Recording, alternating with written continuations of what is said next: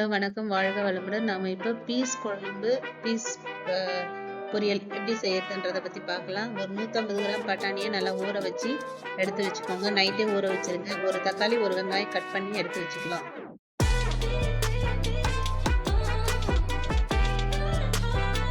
பட்டாணியை நல்லா பாத்திரத்திலே வேக வச்சிருங்க. குக்கரில் வச்சிங்கன்னா குழஞ்சி போயிடும். ஸோ பாத்திரத்திலேயே வேக வச்சிருங்க. நல்லா வெந்துடும். அது கொஞ்ச நேரத்துலேயே வெந்துடும். ஒரு வாணலில் எடுத்துட்டு அதில் எண்ணெய் போட்டுட்டு கொஞ்சம் போல் கடுகு ஆட் பண்ணிடுங்க. கொஞ்சம் கடுகு, கொஞ்சம் சோம்பு, கொஞ்சம் ஜீரகம் எடுத்துக்கோங்க, கொஞ்சம் கறி லீஃப். இதை போட்டதுமே ஆனியனை ஆட் பண்ணிடுங்க. ஆனியன் வந்து நல்லா பொன்னிறமாக வதங்கணும். நல்லா பொன்னிறமாக வதங்கிட்டு இருக்கு.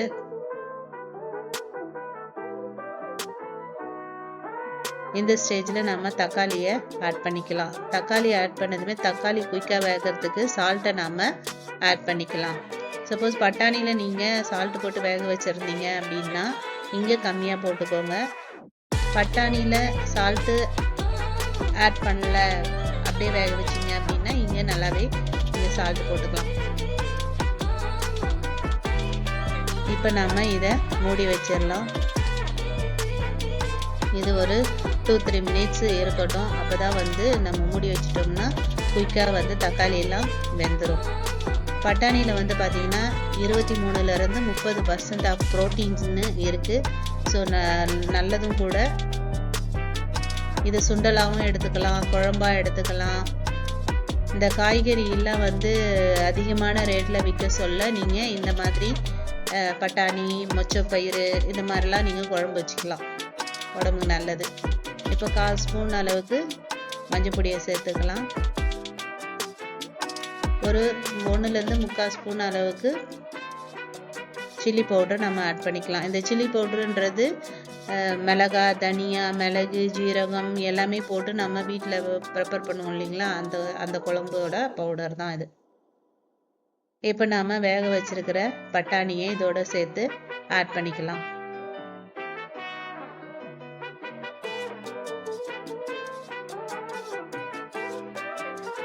இப்போ பாருங்க, நல்லாவே அது இதுக்கு குழம்புக்கு போதுமான அளவுக்கு தண்ணி நீங்கள் இது பண்ணிக்கோங்க. இதை நல்லா கலரி விட்டுக்கோங்க. இப்போ வந்து நம்ம வெங்காயம், தக்காளி, இந்த போட்டிருக்கிற மசாலா பொருள்லாம் வந்து இந்த பட்டாணியில் மிக்ஸ் ஆகி வரணும். ஸோ இது வந்து ஒரு 5-10 மினிட்ஸ் நல்லா கொதிக்க விடணும். பாருங்கள், நல்லா கொதிச்சிட்ருக்கு. நல்லா வாசனையும் வருகிறது. இந்த ஸ்டேஜில் வந்து குழம்பு கொஞ்சம் திக்காக இருக்கா அப்படின்றத செக் பண்ணுங்கள். உப்பு, காரம் எல்லாம் கரெக்டாக இருக்கா செக் பண்ணுங்கள். புளி ஊற்றவே கூடாது, இதுக்கு பார்த்துக்கோங்க. இப்போ புளி, காரம் எல்லாமே கரெக்டாக இருக்குது. இந்த பட்டாணி குழம்பு தனியாக நாம் எடுத்துக்கலாம்.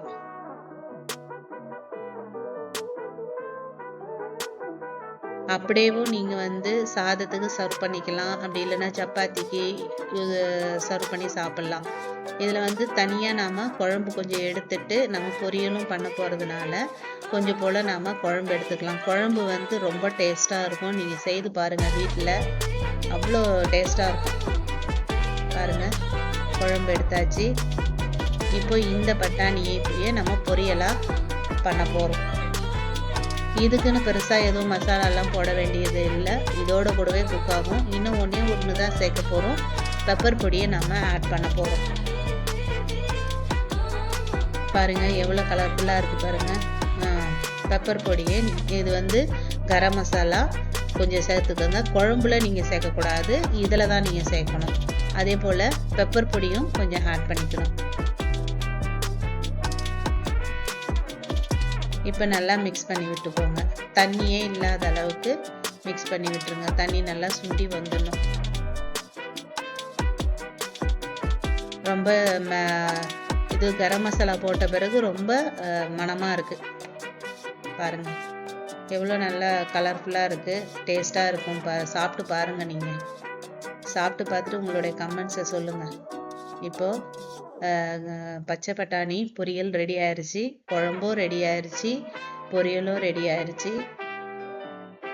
இதை உங்கள் வீட்டில் செய்து பாருங்கள். இந்த பட்டாணி பொரியலை ரச சாதத்துக்கு வச்சு சாப்பிட்டிங்கன்னா அவ்வளோ சூப்பராக இருக்கும். சாப்பிட்டு பாருங்கள். உங்கள் வீட்லேயே செய்து பாருங்கள். செய்து பார்த்துட்டு சாப்பிட்டுட்டு உங்களுடைய கமெண்ட்ஸை எங்களுக்கு சொல்லுங்கள்.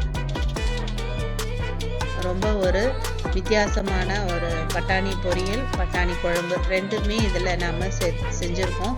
இதை ரைஸுக்கு தொட்டுக்கலாம், இதுக்கும் சப்பாத்திக்கும் நீங்கள் தொட்டுக்கலாம். தேங்க்யூ. வாழ்க வளமுடன்.